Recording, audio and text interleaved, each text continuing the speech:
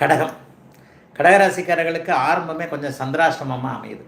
அதுலேயும் குறிப்பாக சொல்லப்போனால் நாளைக்கு திங்கக்கிழமை நைட்டு 7 மணிலிருந்து சந்திராஷ்டமம் ஆரம்பம்.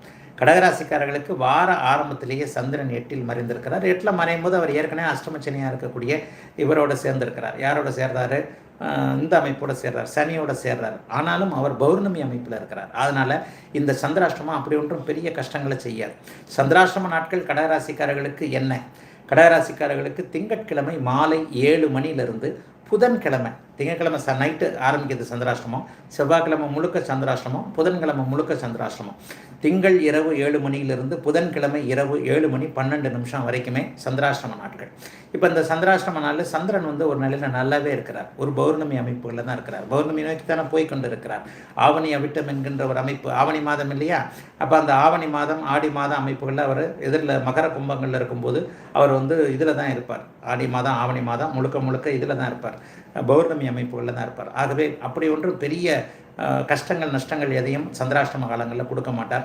மற்றபடி பார்த்திங்கன்னா இப்போ ஒரு புதிய நிகழ்வாக 12ஆம் இடத்திற்கு செவ்வாய் மாறி இருப்பது தொழில் ரீதியிலான விரைய அமைப்புகளை கொடுக்கக்கூடிய அமைப்பு. ராசியிலேயே புதன் வலுத்திருக்கிறது ஒரு பாதுகாப்பான ஒரு அமைப்பு. அஷ்டமச்சனியின் ஆதிக்கத்தில் கடுமையான கஷ்ட நஷ்டங்களை அனுபவிச்சுக்கிட்டு இருக்கிற கடகராசிக்காரங்களுக்கு இந்த மாதத்திலிருந்தே நல்ல மாற்றங்கள் ஏற்படும்.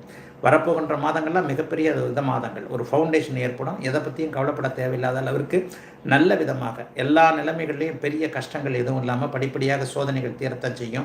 ஆயில்ய நட்சத்திரக்காரங்க கடுமையான ஒரு மன அழுத்தத்தில் இருக்கிறீங்க அப்படிங்கிறது தான் உண்மை. அவரவருடைய சந்திரனுடைய வலுவிற்கேற்றார் போல ஆயில்ய நட்சத்திரக்காரர்கள் கடுமையான மன அழுத்தத்தில் இருக்கிறீங்க. மன அழுத்தம் எது நடக்கும் எது நடக்காது இப்படின்ற மாதிரியான சில கஷ்ட நஷ்டங்கள்லாம் இப்போது ஆயில்ய நட்சத்திரக்காரங்களுக்கு இருக்குது. அது எல்லாமே படிப்படியாக டிசம்பர் மாதத்துக்கு பிறகு மாறக்கூடிய தன்மைகள் இருக்கும். பெரிய சோதனைகள்லாம் அப்படி ஒன்றும் வந்துடாது. 8ஆம் இடத்தை தாண்டி புதன்கிழமைக்கு அப்புறம் வியாழன் வெள்ளி சனி ஞாயிறு 4 நாட்களும் 9ஆம் இடம் 10ஆம் இடம்னு ராசிநாதன் கொஞ்சம் வலுவாகவே போகிறார். ஆகவே சில பல குழப்பங்கள் இருக்கத்தான் செய்யும். அப்படி ஒன்றும் பெரிய கஷ்டங்கள்லாம் இருக்காது.